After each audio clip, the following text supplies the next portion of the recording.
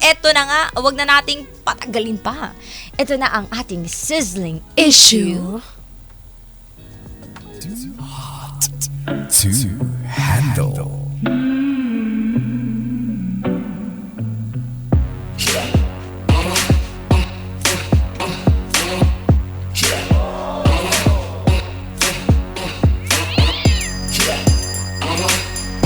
Kaya mo bang i-handle ito? Ano na naman ang i-handle? Ito na nga, Sisi, ang ating sizzling issue for tonight. Ano na nga ba? Ano na ang kwento? Ano nga issue natin, partner? Eto kasi, ano meron? Ate mo girl, na pangalan niya ay Trish. 25 si Trish. years old. Kaeda! Gen Z! Uy, Gen Z.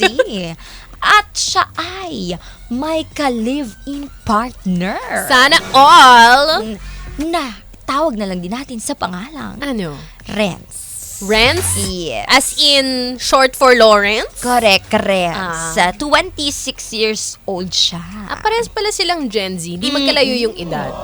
At, eto pa, Ano meron? may baby na sila. Yan ang hindi sana all, partner. Pero, Ano? bago ang lahat mga ka-vibes, bago natin siya husgahan. No judgment naman. No judgment naman. Baka husgahan. 4 years na daw silang magkasama. Matagal na rin naman pala. Baka siguro college sweethearts. Pero, after all these years, may isang bagay lang talaga na pinoproblema nila. Ano na naman yon? Every time daw kasi na nalalasing si Kuya mo boy, may nangyayaring hindi maganda. Ay, akala ko may nangyayari. Hindi pala maganda. Ano naman yan? Maganda. Nakikipag-ano siya sa mga ibang girlaloo sa harap ni Trish? Hindi, walang laps to laps. Ay, walang walang ganon. Oo. Mabuti naman. Paglasing daw. Pero ano? Paglasing daw kasi, di ba may kasabihan, sabi ni Trish, na doon daw lumalabas ang true self ng isang tao. Naniniwala ka ba doon? Naniniwala etong si Trish. Okay. Kasi, Ano ba sinabi?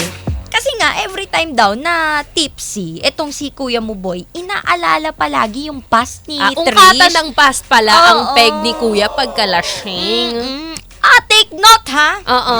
Hindi lang to basta-basta ungkatan ng past. Ano pa? Kundi, doon sa body count ni Trish. Ay, wag naman kasing ganon. Well, hindi naman daw masisisi kasi... Nagbibilangan eh. hindi nga kasi niya nga masisisi ni Trish itong si Kuya mo boy. Bakit kasalanan niya daw bang maging masarap? Ay, ang haba ng hair! Tara! Haba ng hair ni ate. Self-proclaim! Masarap daw siya! Sinsabi. At inamin niya naman daw kasi talaga na ganun talaga yung kapalaran niya. At least aminado siyang mahurot siya. Aminado siya. Pero kasi, ang one thing na hindi na-appreciate ni Kuya Muboy, sa kanya nga nagpabuntis. Diba? Doon pa lang yun yung sign na ibig sabihin, si Renz daw talaga yung mahal ni Trish. Ganun ba yun? Ganun na ba ang sign ngayon? Hindi ko alam, pero ewan ko ba dito kay ano? Literal yung ano, Kay ibuntisin Trish. mo ko. Ganon. Masyado kasi mga kababaihan na. Pero anyways, mabalik tayo dito Oo. sa ating issue for tonight. One night, ayan, isang gabi daw, tinanong niya na daw ng derechahan Ang itong sabi? si Renz. Ang sabi ni ate mo girl, since nalaman mo yung past ko, Ang pabebe. wala ka na bang planong pakasalan ako? Okay, wait lang ha. Ang strong naman niya doon sa point na yun. At least diretso. Diba? Hindi siya nagpatumpik-tumpik pa. Eto na nga. Oo, ano sabi naman ni Ang Renz? sabi ni Renz, nung nalaman ko na marami na palang guys ang nakasama mo, naisip ko talaga, hindi na kita pakakasalan. Oh, talaga? Pero naisip ko rin kung di man kita pakasalan, parang unfair rin na i-base ko lahat sa past mo. Lo, yung parang ganun. Parang ang unfair naman ang sagot ni Renz. Oo nga, ikaw may pa-unfair ka pang nalalaman, Oy! Renz ha? Ikaw ha? Ang unfair is nagungkatan ng past. Nag-ungkata na sila. Pero eto na nga, Oo. Zizi, at sa mga ka-vibes nating nakikinig ngayon, 3 months na pala tong dinadala ni Trish. Kasi, mabigat na. from that night, talagang napapaisip siya palagi. Kasalanan ba daw talaga niya? Mali ba talaga niya? Napapagod na itong si Trish, kakaisip. At minsan, gusto na lang daw ni ate mo girl na lumabas at maging single forever. O kaya naman, humanap ng afam. At least, malinaw. Kaysa daw sa ngayon, na wala siyang ine-expect na kasal. So, ganun Sa ba afam talaga? pala ang bagsak niya. Afam yung takbuhan? Oo. Grabe ka, girl. Ganun ba yun? Porkit afam tanggap na agad na may junakis? At ito pa ha, may pag-empake pa na nalalaman si ate mo girl. At ready nang lumayas anytime soon kasama Oo. ang baby. Pero, may pumipigil kay Trish. Sino? Si Renz ba yan? Hindi. Ay, hindi pala si Sarili Renz. niya rin. Lagi niyang tinatanong yung sarili niya. Para saan pa to? Ganon. Ayaw niya tuloy. Hindi niya natuloy, alam kung anong gagawin niya.